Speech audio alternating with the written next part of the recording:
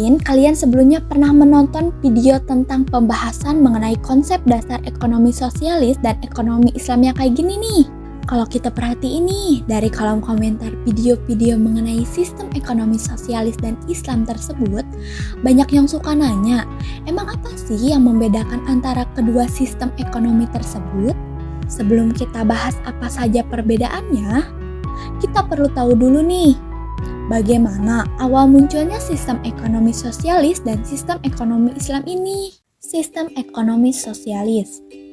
Sosialisme merupakan doktrin ekonomi dan sosial yang mengempanyekan kepemilikan publik atau kontrol kekayaan dan sumber daya daripada kepemilikan individu. Sosialisme digagas oleh Karl Heinrich Marx pada tahun 1818 sampai 1883 sebagai antitesis terhadap paham kapitalisme yang diusung oleh Adam Smith.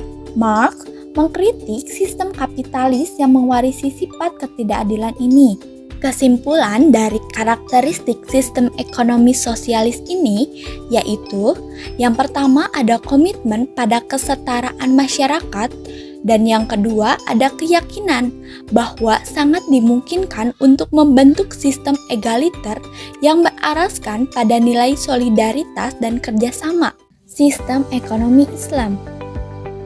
Sistem ekonomi Islam merupakan dari rules of behavior yang dibentuk dengan paradigma creator-centered yang merupakan manifest dari perintah Allah SWT kepada manusia melalui wahyu yang diturunkan kepada Nabi Muhammad SAW yang kemudian diperjelas lagi dengan hadis Nabi. Maka sistem ekonomi Islam yaitu seperangkat aturan, nilai, dan standar perilaku yang mengatur kehidupan ekonomi dan membangun hubungan produksi dalam suatu masyarakat Islam. Aturan tersebut yang merupakan manifestasi dari ajaran Islam yang ada dalam Al-Quran dan hadis yang menjadi sumber utama, dan ijma serta qiyas para ahli atau ulama. Karakteristik dari sistem ekonomi Islam ini yaitu keunikan yang dimiliki oleh sistem ini yang membedakan dengan sistem ekonomi konvensional, baik kapitalis maupun sosialisme. Di antara sistem ekonomi Islam berasaskan pada ketuhanan, ijtihad rabbani, berorientasi pada akhlak, ijtihad akhlaki, berwawasan pada kemanusiaan, ijtihad insani, dan ekonomi pertengahan ijtihad wasati. Dari karakteristik yang telah disebutkan, dapat terlihat bahwa sebenarnya ekonomi Islam merupakan suatu konsep ekonomi holistik yang dapat disistematiskan mulai dari fondasi, pilar pendukung, nilai-nilai, dan tujuan. Dari pembahasan mengenai sistem ekonomi sosialis dan sistem ekonomi Islam yang telah dijelaskan, kita bisa jawab nih pertanyaan yang ada di awal tadi mengenai apa aja sih perbedaan dari kedua sistem ekonomi tersebut. Kita mulai dulu bahas dari sistem ekonomi sosialis dulu ya. Pandangan hidup ekonomi sosialis masih berasaskan sekularisme atau materialisme. Pertimbangan nilai dan moral ekonomi sosialis yaitu bebas. Nilai yaitu kesetaraan tanpa adanya perbedaan kelas sosial. Dalam ekonomi sosialis tidak ada kepentingan individu, yang ada adalah kepentingan kolektif. Permasalahan ekonomi menurut sosialisme adalah menghapuskan eksploitasi dan pemenuhan kesejahteraan ekonomi secara merata.